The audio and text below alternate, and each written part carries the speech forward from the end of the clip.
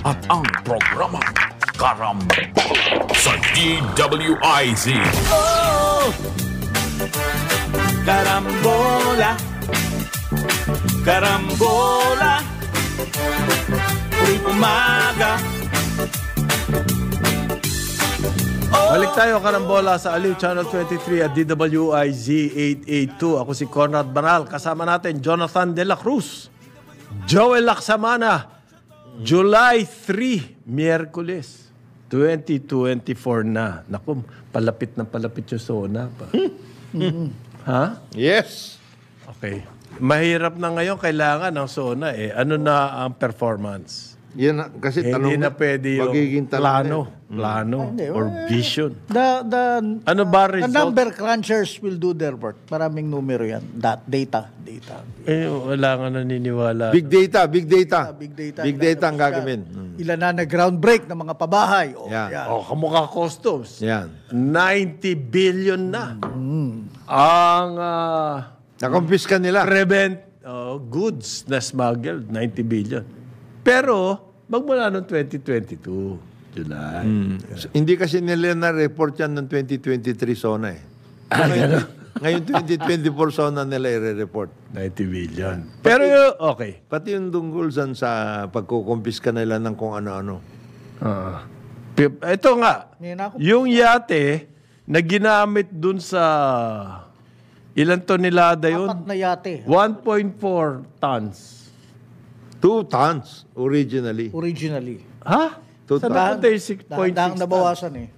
Nabawasan danda. Hindi, in the course of yung pagbibilang, siyempre. Nalaman yung totoo. Estimate lang kasi yung 2 tons. Yung 2 tons. Yun daw po yating ginamit dyan. Dyan yan sa Batangas, sa Nasugbu. Kinumpis ka na ng Bureau of Customs. Ito siya. At meron pa raw 3 yate, no? Yung may-ari nitong nakumpiskang yate. Ba, mayaman ano? Bakit siya marami yate? Ilan ba katawan niya? Ang hinala, siyempre, ginagamit sa kung ano man yan. Business. Yung mga yate na yan. Yan po yung sa Alitagtag, ano? Yung nagkandaloko-loko, nawala bigla yung driver, hindi alam. Nahilo sila. Nahilo. Ninervyos dun si Neckpoint. Agad nakapunta dun yung dress uniform. Yan yun. NP Chief at si... Abril nangyari yan, mid-April. Yes. Finally, nakumpiska na raw yung Yate. yate. Diyan sa Batangas. At mukhang i-auction to, pare. Kasi naman June... Sana, yung may-ari ngayon, hindi siya makabili pa din. Sana naman. Sana naman. Oh. Kasi naman yung June 27 pa lang in-issue yung warrant of detention. Ng yate. Doon sa 4 na yate. 4 ha? Magmula April, Oo nga, yung tagal ano? Ba't ganun? 40 So walang days. ibig sabihin walang nagpakita mga owners yan basta ganun na lang. Unidentified ang owner eh. O ayaw lang sabihin siguro ng... Hindi, allegedly owned nung Canadian National, di ba? Allegedly? Si Thomas Gordon O'Quinn. Ayan ang pangalan niya. Meron pa daw 4, 3 eh. 4 daw yan eh. Hindi, ano... Eto, sa Batangas din to. Etong prosecutor level 2 ng Batangas City. Ayun, marami nangyari sa Edelwina Ebreo. Ito po yung pumunta na lamang bigla dyan sa Eternal Gardens, dyan sa Batangas. At nagalit dahil nawawala daw yung lapida nung kanyang magulang. Magulang. Ang ginawa niya, nagdala ng pulis at kung sino yung inabot doon Nilusob yung sa opisina ng Eternal Gardens doon at pinadampot. Kinulong. Oo. Ng 3 araw. Kahit na walang kinalaman, weekend pa yata. Friday ng gabi. So, Sabado, Linggo, Lunes pa lang nakalabas yung mga tao nakakaawa. Ang ginawa po na Eternal Garden, nagreklamo sa tawag nito, sa DOJ. Okay. Ang ginawa ngayon ng DOJ, pwede bang ayusin to? Amicable na lang. Amicable, oo. Hihingi na lang ng tawad, dispensa, whatever. So, pumayag naman yung Eternal Gardens. Sige. Okay, pwede. Pero ang kondisyon ng DOJ... May kondisyonis pa yung tawad. Eternal Gardens, kayo magpunta rito sa DOJ. Oo. Di ba? Para kami humingi ng tawad sa inyo. Galing naman nung arrangement na yun. Kung sabi ko ngayon sa kapitbahay ko di ba? Oo. Yung kapitbahay niya, kapitbahay namin, sinuntok yung anak niya. Ginawa niya, sa galit niya, pinuntahan niya. Sabi niya doon sa taong nanuntok, pasensya na kayo kung nasuntok niyo ang anak ko. Hindi niya sinasadya na masuntok niyo siya. Parang ganito yung gusto mangyari ng DOJ. Magano naman kami? Ang Mag-apologize Eternal naman kami. Gardens, ang pupunta sa kanila para sila makapag-apologize Sa Eternal Gardens. Ano bang klase arrangement? Mag-iiba pa istorya pag doon kayo pumunta sa iba. Hindi pala nasuntok. Bahagyan dumantay lang, sumayad ang aking palad sa kanyang pisngi. Ayan. Hindi, malinaw na may kasalanan tong prosecutor na to, Edelwina Ebreo. Nag-abuso siya eh. Nawiling silang humingi ng tawad. Oo. Malinaw yun. Pero, malinaw. Pero yung arrangement, ang Eternal Gardens pa ang pupunta doon. Para maging ano sila. Kumbaga, may labas nila yung hingi ng tawad nila.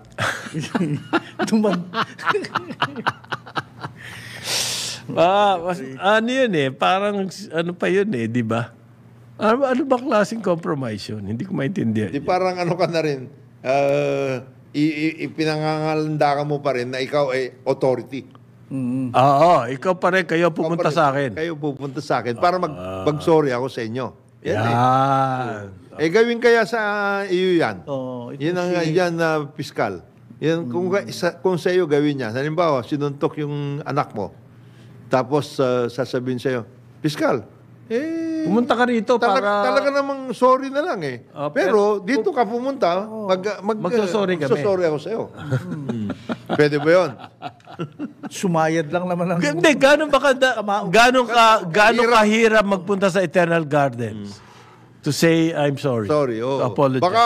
Baka mapamerienda pa kayo dun. May element pa rin ng pride So, hindi siya, Hindi totoo yan, sorry. Hindi totoo, sorry. Yung mga ganyan na arrangements, conditionalities, ay hindi totoo, sorry yan. May condition pa Parang World Bank, Oo, super. Parang may utang na loob pa kami sa inyo dahil ginawa nyo yung kalokohan nyo. Pasensya na kayo, pinakulong nyo kami.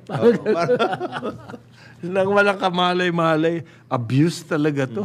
Pwede na lamang ba dito sa Pilipinas, in a democracy like the Philippines, ang prosecutor magdadala ng pulis at ipadadampot yung... Hindi naman sila. Pwede ba yun? Kung hindi naman sila ang involved, pati. Ganun na lamang ba dito sa akin? Naghanap ng padadampot. Hindi talaga daw abusado itong... From the very start, itong si Ebreo. Yan ang sikat na sikat daw yan sa Batangas Batangas. City.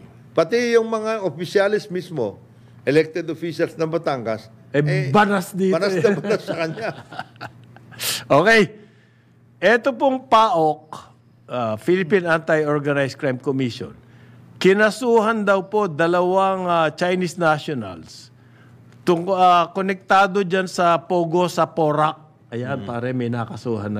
Meron na. 2, isang 37-year-old, isang 41-year-old. Ang hirap pronounce ng mga pala. King Rengo. Go din, Pareho spelling nung King Rengo. Tsaka si Jiang Zhiguang. Taga Hebei ng China. Ang kanilang human trafficking. Pareho ni Alice Go. Mayora ni Gua Huing. One and the same. One and the same.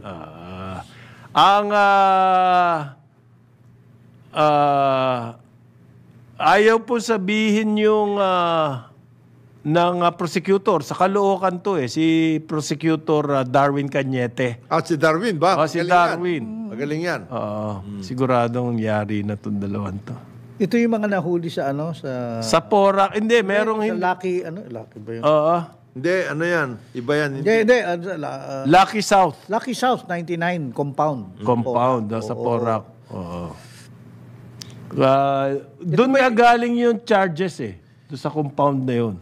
Yung charges. Ayaw daw i-disclose ni City Prosecutor Cañete ang pangalan for security reasons. Kasi nga Pangalan ng ano? nito mga complainants. Yung mga complainants. Ang mga complainants po yung kumbaga yung victim ng human trafficking. Oo. Okay. Ayaw niya. Medyo may torture. Naiintindihan ko si at things Piskal Oo. Kasi mahirap na. Baka mamaya... Balikan Hindi lang yun. Ano pa? Baka mamaya, maliban sa balikan, baka mamaya, yung mga... Mag-turn around pa. Yung mga, hindi. Yung Baka mga, mabayaran pa. hindi, yung mga gumawa ng ano na yan, ng problema na yan, kalokohan na yan, baka sabihin, magsosorry sila, pero kailangan yung complainant pumunta pa sa kanila. Para lalo silang i-torture. Ang problema po, ayon kay Fiscal Cañete, mga Chinese din yung complainant. Complainants, yes. So, hindi malayo kung sindikato ang nag-operate dyan. Pati yung pamilya nito mga ito, Oo. balikan doon sa Baka, China. Di ganun talaga mangyayari doon. Precisely, ganyan ang mangyayari talaga. Sarap, ano? Parang ano to, pare, Eric Mati. Eric Mati to. Ganito. Para bang magte-testify na biglang may kakausap sa'yo sa telepono. Yan. Tapos, honey, nandito kami. Napaliligilan kami na may nakabaril. Ayon sa complainant, nakagapos daw po sa kama habang sa isang doon sa compound, may kwarto doon na may torture chamber. Nakagapos daw po sa kama at dyan na-torture. Yan nga yung pumasok yung PAOK group. Yun yung dala-dala niya yung kama. Yung isa sa mga ng kama. Kung saan siya nakagapos. Yung dahil stand. hindi natanggal yung stand. Yung stand. Oo. Kasi daw po, kailangan pilitin niya mga yan to stay dahil wala. Gusto nila kasi nakakalabas, ganyan and everything. Hindi bawal pala sa kanila yun. Na lumabas kasi baka tumakas Sa Porac ito ito yung sinasabi na may mga papeles. Si Harry the Caller. Kilala ni Harry itong hindi natin alam kung kilala niya sila Queen Hindi, Ringo. ano na nangyari doon sa cabinet member na kwan daw? Oo, ano na ba nangyari? Na naglalabi. Oo. Ang sinasabi ngayon, imposible na isang cabinet member lang yan. Sino dyan sa PAGCOR ang tumitira niyan? Merong connection sa loob yan. Dapat pati yun matuntun. Ano yan? Hindi pwede mangyari yung mga ganyan. Rocket ship to, pare. May rocket ship yan. Oo. Hindi pwede mangyari. Yung kausap niyo sa loob at saka sino yung in-between. Ayun. Yan. Yeah. Kasi sandwich ito. May broker, May sandwich ito. Sandwich. Sandwich. Turkey o kaya tuna sandwich. Tama, Kailan magtugma Chicken salad sandwich. Chicken salad. Kailan magtugma yun? So, meron pong ganito, Pogo operator, merong naglalakad sa labas. Yes. Okay. Merong connection sa loob. May kausap sila sa loob. Siyempre. Sino yun? Yung tatlong yan. Sino yun sa loob na yun? 3 musketeers yan. Sino-sino itong mga tatlong to? Halimbawa, itong sinasabi natin, Lucky South. Diyan sa 9, diyan sa Porac. Lucky 9. Sino yung nagdala dyan? Una, sino yung landowner, number 1? Siyempre, hindi ka naman basta-basta magtatayo doon. Sino yung nag-construct? Sino yung nagdala ng lisensya? Di ba? Yeah. Sino yung mga continuing na nagbibigay ng guidance sa inyo? Sino yung support service nyo? Meron nagtanong sa akin ganyan Following that, may mga ilang tanggapan ng pamahalaan na Ay! Tumatanggap lang. Siyempre. I mean kasi may Hindi sila permits, parang Joel, judiciary, hindi sila enforcement. tumatanggap. Nakikibuffet. Pero ngayon, inamin na po ng PAGCOR na hindi lamang daw yung nag-iisang cabinet member Oo. ang lumalakad. Marami pa daw ibang government. Ayun. Alam natin yun. Ayan. Kasi kanya-kanyang expertise ang kailangan mo eh. Hindi lang naman isa lang yan eh. Nakakatanggap na lang daw po sila ng tawag from these government officials. Sino yung At kinakausap? nagre-request ng lisensya. Sino pati yung kinakausap ninyo sa loob ng PAOK? Pati. Meron din ba? Aba.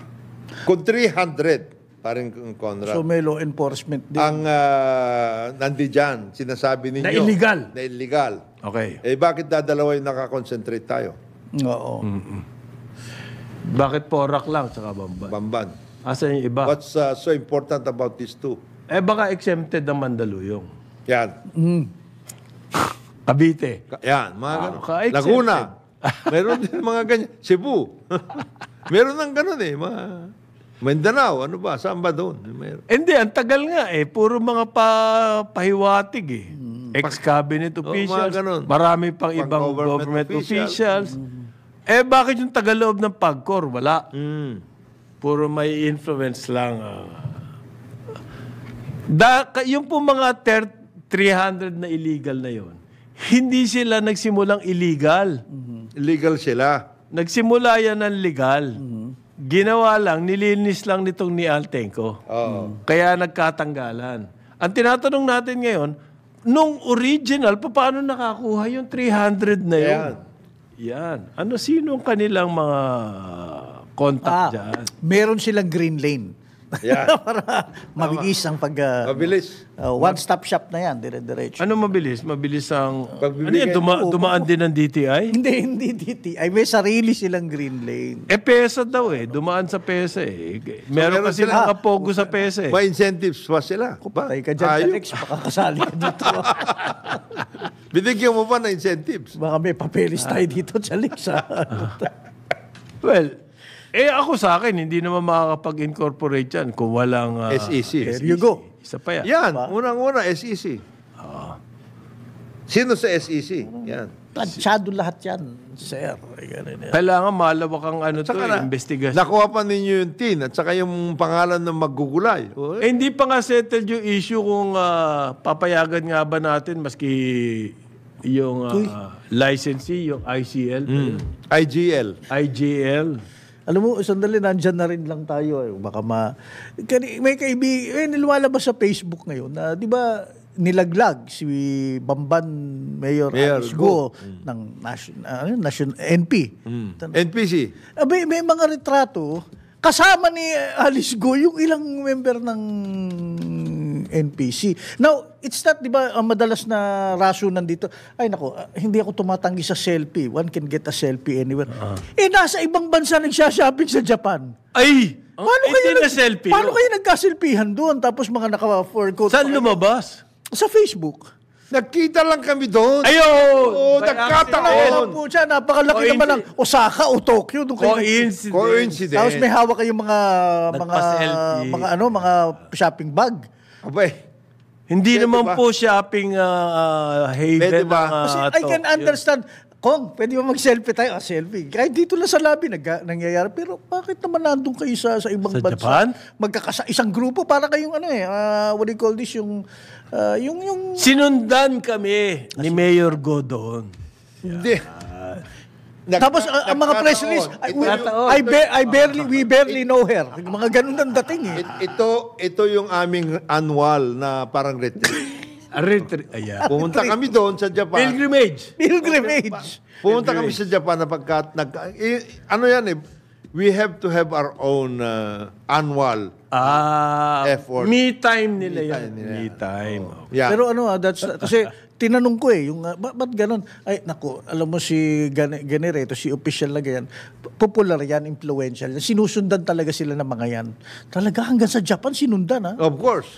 So, ang dami ngayong pag-aaral. Ang COMELEC, pinag-aaralan daw paano babawi yung eleksyon, yung pagkakahalal dito kay Alice Go. Ang pambawi na Ang dami nag-aaral ngayon. Ang pambawi Most studios.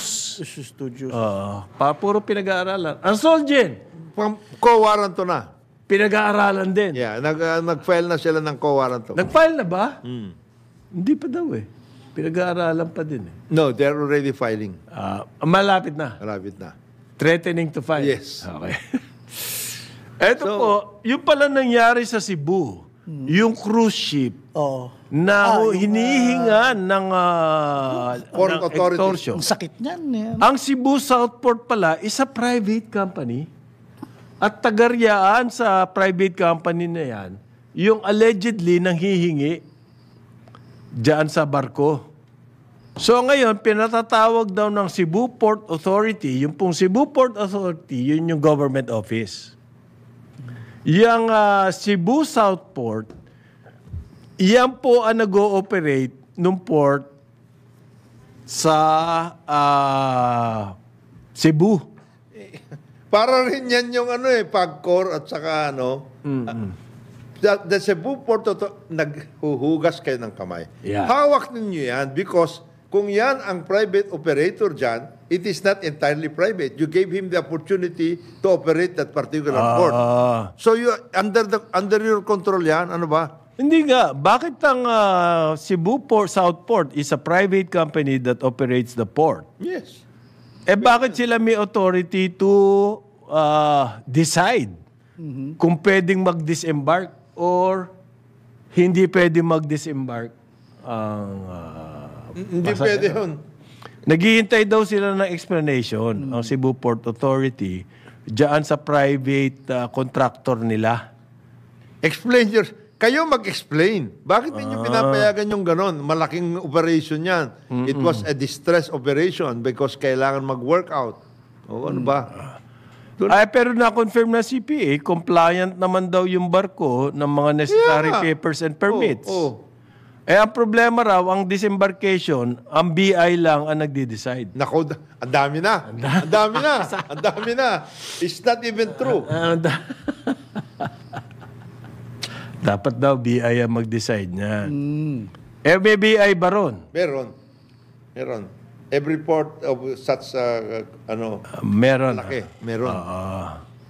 Yung pong may-ari niyang Cebu Southport ay it's a private commercial port. Okay? Si Wally Liu. At ang sabi daw nila, ang explanation, ang pagdating doon ng cruise ship, for refueling only. Kaya nga, ngayon. Ang paliwanag po ng Cebu Ports Authority, which is part of the Philippine Ports Authority, di ba?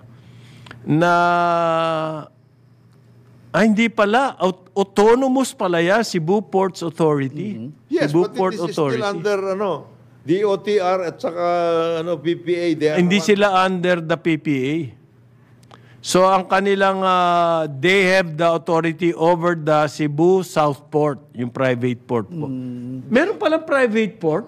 Meron mga private ports. Okay. Yes, it is true. Because they are the operators of those private ports. In other words, binigyan sila ng authority to do so by the Cebu Port Authority. The Cebu Port Authority is part of our, para rin yan yung sa Mactan eh. Sila nagsusupervise doon sa private port. Private port na yan. DOTR to.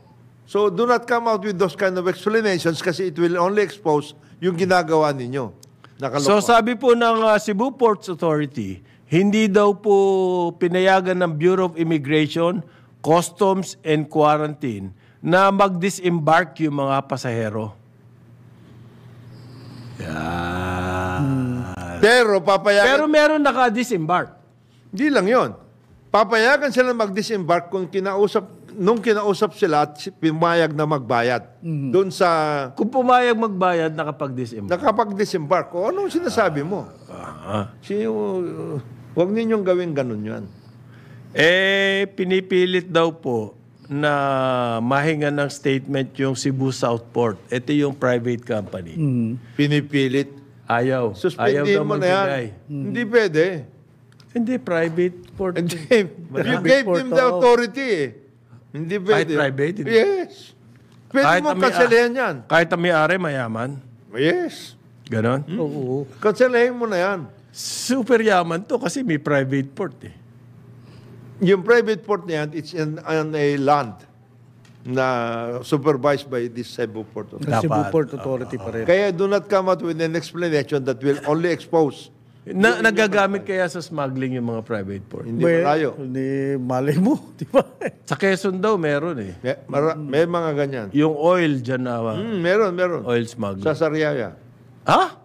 Identified yun. 9:32 ng umaga. Karambola sa Aliw Channel 23 at DWIZ 882. Karambola sa DWIZ. Oh! Carambola. Carambola. Balik tayo, Karambola, sa Aliw Channel 23 at DWIZ 882. Kasama natin, Jonathan De La Cruz, Joel Lacsamana, ako si Conrad Banal. Good morning. Good morning. Oh, June 3. yes. Gagalit si Senator Nancy Binay. Bakit? Bakit na naman? Politics lang daw yung sa Senate Building. Yung sa Senate building. Oh.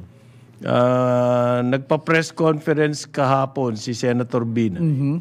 Kasi magkakaroon ng hearing today tungkol dyan po sa Senate building dyan sa BGC, Bonifacio Global City.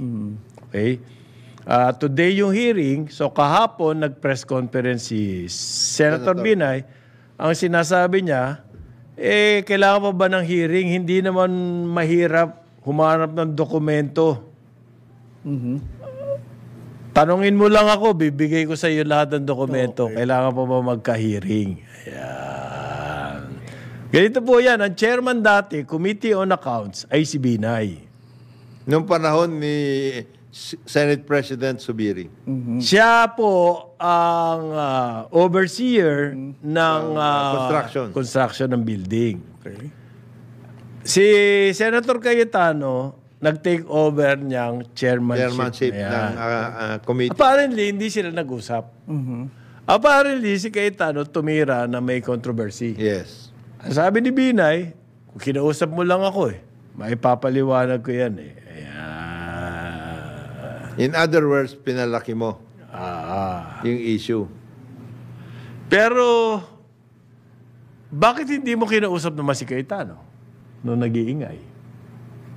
Paano kung siya kakausapin, ayaw niya akong kausapin?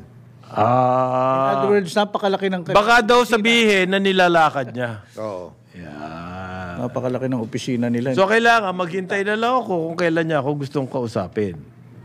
But I don't think he really wants to talk to me. Yan. Ayan. Kasi baka madala pa yung pag-uusap tungkol sa mga embo-embo Oo. Bigla nalaman na daw ni Senator Binay, tanggal na siya as chairman at tinanggal pa siya bilang member ng committee na yun. Na walang sabi-sabi na, Hindi, ang tradition kasi dyan, kung papalitan ka na chairman, member at least magiging member ka Oo. for the continuity. Oo. Hindi daw po ginawa yun. Okay. Paano kaya to? ganyan in your experience. Kaya nga may Kaya meron kaya nga merong may himig Himig. ng konting So kahit mag-attend siya ng committee hearing ngayon, baliwala siya, hindi siya member. Member. Meron lang siya, ganon. baka hindi nga siya Papasukin dun sa Sobra naman yun. Sobra na yun. baka sabihin sa kanya, this is just limited. Related ba yan? Yung sa hidwaan ng Taguig at Makati? Hindi, malayo. Malayo? This is about the Integrity of the integrity Senate. of the Senate. Yan, galing. Principles ito. Yeah. It's about principles. Nothing to do with With money politics, whatsoever. On politics. No. Not at all. Okay. Pero Hillmark yung involved. After all, we share the same contractors. Ayan! Hillmark, in another country, this is already a subject for investigation na yan. Diba? Yung Hillmark, contractor nino yan. Diba? Saan dati? Hindi, they share the same They contractor. share, Ah. oo. Contractor ng Dati sa Makati yan. at Contractor dati rin sa Taguig. Makati, contractor din siya ng Taguig. Contractor din ng Senate. Contractor din siya ng Yan ang contractor po no Senate Yes. building. Mura lang naman yung building, 23 billion. It started like that. Galing sa 9 billion, naging 23 billion. Hirap talaga ng politics, ano? Hirap. Paano kaya ito masosolve? Pag-uusap. It will die a natural death? It will. Aayusin ng Hillmark? Hindi naman kailangan ayusin. Ayusin yung building. Ayan. Ibang klaseng ayusin. Ibang klaseng ayusan. Building. Hindi yung Boss, ayusan. ano ba talagang gusto mong, is it going to be pink? Is it what? What do you want us to do? Floral o ano? Okay. Ito yung situation. Ang Senate, maskip sa kanila, nagre-renta lang sila doon sa GSIS building. So they decided magtayo sila ng sarili nilang building. Ayaw naman nilang pumunta dito sa Quezon City. Dahil gusto nilang magtipid, doon na lang sila sa BGC. 1 million per square meter. Yeah, di ba? Logical. Wala. Okay, pwede. Malaki yung compound. As a matter of fact, 4 na towers Ang itatayo. ang itatayo doon sa compound. 4 na towers. 4 na towers. For 24 senators. Of course, 6 each. 6 each tower. Hindi, iba-iba pangangailangan nila. Kailangan mo ng wardrobe. Kailangan ng walk-in walk-in tower. Baka Ay, naman may spa, may gym, may May music center, parang convention. Sobrang 24 24 4 towers Because at a cost of 23 billion. you have to understand they are catering to a national audience Ayan. Tama. versus dyan sa house 300. Regional lang district lang yan. lang kayo. Okay. Hindi po masosolve yan, ha?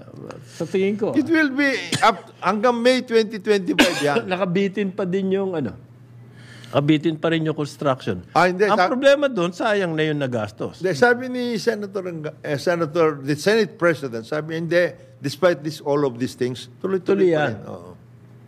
Tuloy-tuloy pa rin yan. Hindi lang, eventually pare, ito ang mangyayari dyan. Ngayon, yung away ni Binay at ni Cayetano, Hindi, eventually, tuloy-tuloy din yan. ganito ang workout Tatakbo niyan. pa nga ng Ito mayor. ang katapusan niyan.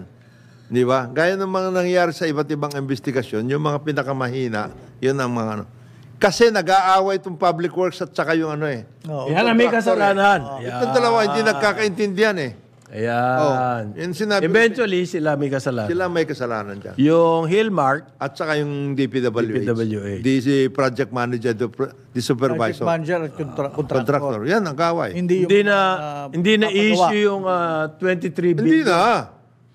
for 4 towers for Hindi na 24 senators. Hindi na magiging yung mga issue yun. supposed Kasi variation orders daw. yun na nga. Yun ang pag-uusapan. Maintindihan ba ng mga mag-iimbestiga yun? Wala. Sir, ang gusto nito, Rose Ngayon nga, yung hearing ngayon, sino ba imbitado dyan? Hillmark. Tsaka yung Hindi public pwedeng works. imbitado yung Hillmark. Oo. Oo. Yung Makati. Makati. Yeah, so. Wala si Binay doon. Di ba dapat nandun siya dahil siya makakapagpaliwanag bilang Bilang chairman? ng Committee on Accounts. Baka si Ping Lacson. Hindi rin. Hindi rin. Takot sila kay Ping. Well, anyway, yung Fontana Development Corporation po, dahil nagbanta ang Clark Development Corp. Diyan sa Clark, kasi nga na-raid. Sasarado na namin kayo. Isasara kayo. Oo. Yung 4 na... Hindi, yung buong Fontana? O yung, Oh, yes. Yung villa lang? Hindi, yung buo. 4 na villa lang Kasi yun, violators 5 kayo. bilas. 5. Oo. Violators 5 kayo. bilas, doon po nagtatago daw yung mga wanted na pogo. Funders. Financiers. Yan. Sabi po ng Fontana, hindi raw kanila yung mga bilas na yon. Kanino pala? Ha? They were already sold to the owners 10 years ago. So, Sabi nila, para rin yan yung ano. wala na sa kanilang possession or supervision. Hindi. Yung 5 villa, 2 lang yung kanila doon. Hindi daw kanila lahat yun. Ayun, Para tayo dyan. para Din yung pansot eh.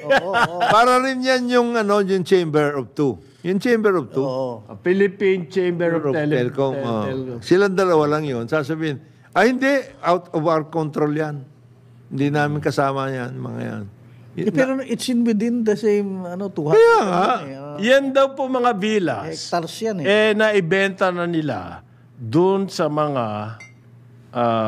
private.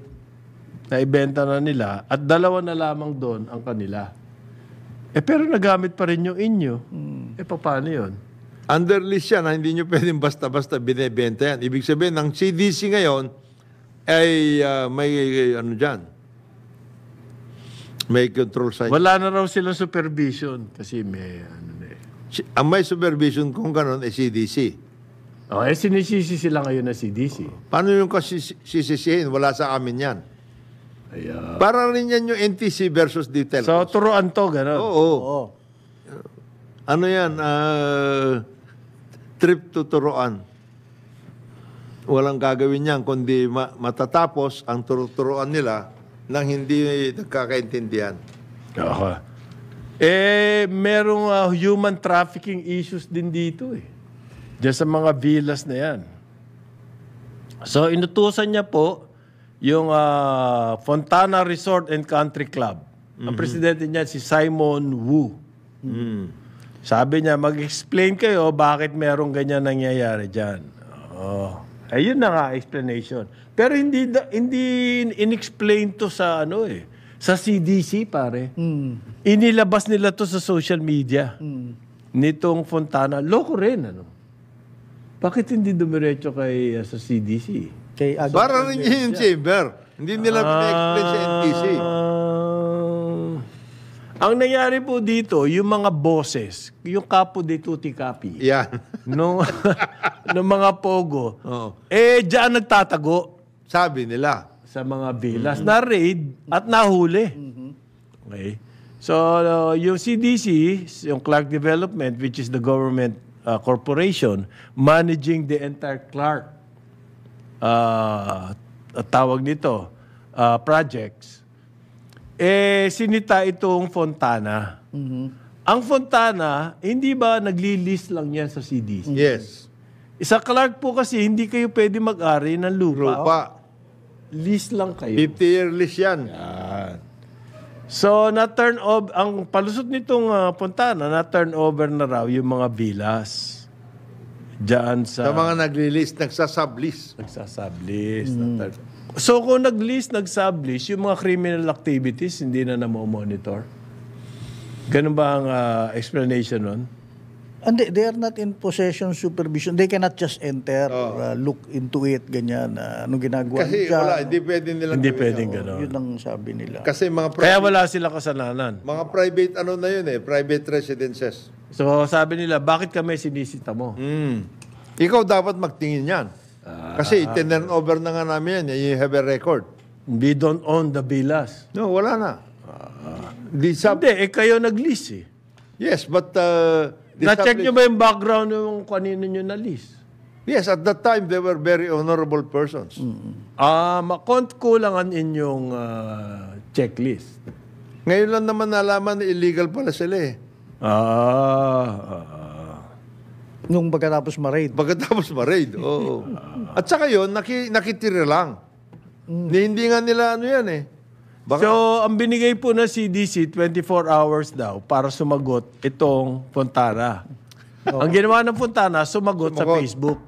para Kasi, rin, magaling. Magaling, ano? walang pinag-iba yan dun sa Cebu South Port at saka Cebu Port Authority. Yan na. Ang gustong gawin po ng CDC, i-revoke yung lease ng Fontana. Patay. Pero teka Lumawak na ang issue. Pare, patay na to. Pero talaga Patay. sold, hindi lease ang ginagamit nilang salita rito Hindi, pare. Ang binebenta mo dyan, yung rights. Rights. But you don't own the property, you cannot own the land. All the houses there it's a long-term lease. Yes. 50 years or what. Ganyan. Okay. Sold yung rights to those properties. Okay. So, ganyan ang workout dyan. Itong mga ito, yung mga government agencies and their clients, nagtuturoan na yan.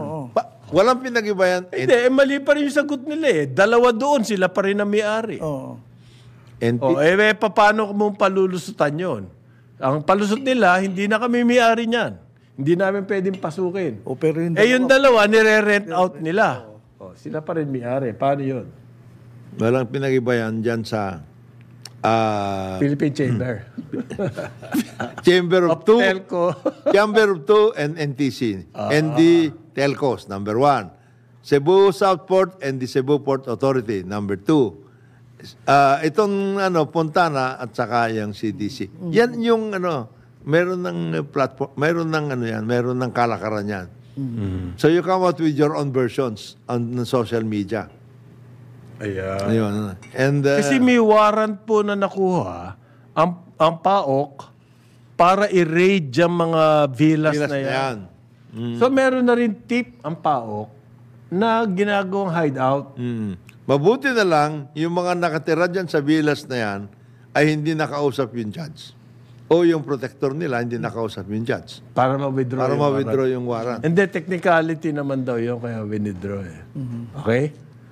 Kulang ho ng period yung inyong May technical, nawala yung period. Baka naman lang, misprint. misprint. Typo. Yan. Oo. Okay. Ang dami mga pero ang dapat na maliwanag na pag-usapan later as we go along ay yung 6.37 trillion pesos National Expenditure Program for 2025. Ayan. Hihimayin natin yan sa mga darating na Inaproba na ni Presidente, so we'll Kasi di-deliver po ng Presidente yung proposed budget sa SONA. Yan ang gustong lagi nangyayari dito, gusto ng ni President BBM para maaga-agang discuss. Kasi nangyari na sa atin yan na hindi na-approve yung budget in time. So, anong nangyari? Recycled budget. Recycled. Reenacted budget. Recycled na naman ang sinasabi mo dyan.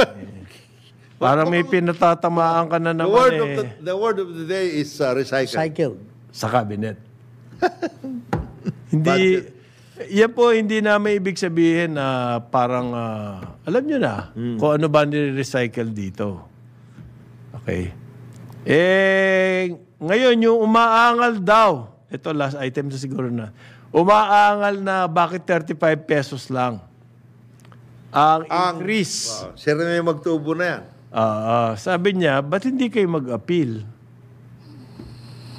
Sabi po ng Dole, mag-appeal kayo sa tripartite board. Umaangal sila, but 35 daw. Insult daw yan, insult. Mag-a-appeal kami sa inyo. Mag-appeal sa tripartite board. Within 10 days. May mangyayari ba sa appeal namin? Kasi kayo-kayo rin yun eh. Pero yun ang proseso eh. Kung walang mangyayari, hindi natin alam. That's democracy. Yeah. We give you the chance to appeal, but whether that appeal will matter at all is no longer our problem. Okay. Pero sabi po ng House, itutuloy daw nila yung kanilang 100 peso. Increase in minimum wage. May bill kasi sa House. They will magko-conduct ng hearings. Metro Manila workers lang pala yan, di ba? Hindi, pero yung hearings na yun, pare, palabas lang yun eh. Hindi naman, nag-hearing. Di ba? Totoong serious na gustong 100 pesos? Yan ang malaking problema daw ng mga negosyante ngayon. Hindi. Ang problema daw, sabi ni BJ, kung sinasabi mong serious ang discussion, problema talaga. Bakit? Serious eh. Hindi naman siguro yan. Siyempre, kailangan din manligaw ng mga workers. Diba? Malapit na yan. Wala nang isang taon. Paano? 10 months na Hindi, lang. pero ang problema Election to, na. mas nalintikan ngayon ang business, economy, yung business community. Oo nga, slow down eh. Slow Ang down. Baka manufacturing, magsara pa ngayon ng yung ang mga manufacturing nag-slow down. Tapos yung twin deficits, inaalala ngayon, yung ating current account, import-export, ibig sabihin. Napakalaki ng Gap. deficit. deficit. Number 2, deficit, yung budget. Ang laki ng... Revenue versus... lumalaki yan, problema yan. Sinasabi ng mga... Ang style dyan, para masolve yan, parang John, at ulitin ko sa inyo, slow down ng economy. Ang sinasabi ng mga ng Yun mga ang parang- workers, Hindi na pa. hindi naman problema yung ibalik ninyo lahat yung mga inilagay ninyo sa Panama at saka sa Switzerland at saka sa Luxembourg. Yan, balik nyo. Balik nyo. Invest nyo rito. Invest nyo dito. Okay. Hanggang bukas, Yan! Karambola Aliw, Channel 23 at DWIZ 882. Ngayon, sa ngalan ni Jonathan De La Cruz at Joel Laksamana, ako si Conrad Banal. Magkita-kita tayo bukas. Yan! Ito na. Ito, nakikita na namin. Kompleto. Kita na. Itim na itim. Hindi ko lang nakikita yung garapon ng bangus sa Venus. Wala eh. Meron ba? Meron daw. Kasama po ang award-winning broadcast journalist Dennis Antinor Jr. sa Ronda, Pilipinas.